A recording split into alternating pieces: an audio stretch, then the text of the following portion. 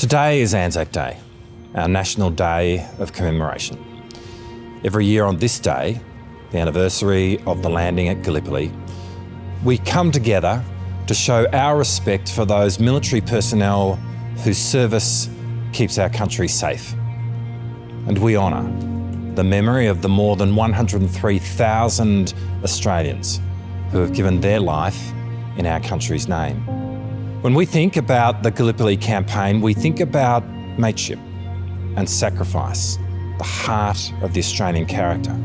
We think about determination, but we also think about futility. We think about courage and tragedy.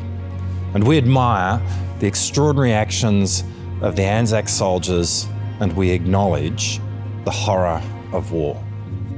In August of 1915, the Anzacs had been on the Gallipoli Peninsula for more than 3 months, bogged down in fighting. The Allies hoped to break the stalemate by launching a series of attacks. Before dawn, on the 7th, the men of the 3rd Light Horse Brigade were preparing to attack the Turkish trenches.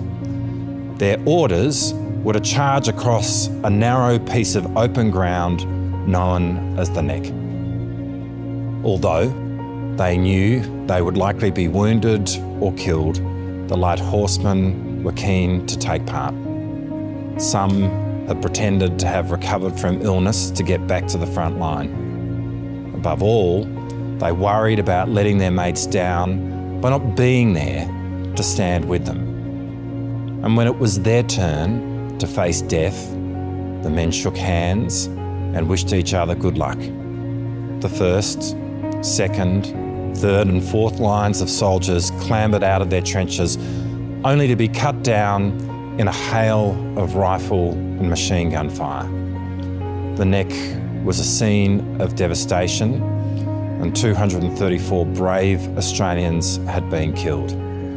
Today we remember the Neck as the setting of Peter Weir's wonderful film Gallipoli, which captured the character, the naivety, but the courage of a nation early in its life. One of those at the Neck was Trooper Archibald Herbert Morton, a 21-year-old farmer from the town of Little River near Geelong. His school friend and fellow soldier, Trooper Edward Percival Hendy, was wounded in the charge and died 2 days later. Back home in Australia, Bert Morton's family and community were heartbroken. They mourned the loss of a young man with bright prospects who was known for his sunny disposition. The local newspaper described how Bert, his mate Ted Hendy and 4 other comrades-in-arms from Geelong had set off together to fight overseas. And 6 months later, all but one had been killed in action at Gallipoli. Communities across our nation paid a heavy price, and we are eternally grateful. And so today, on Anzac Day, we remember all those who have made the ultimate sacrifice, lest we forget.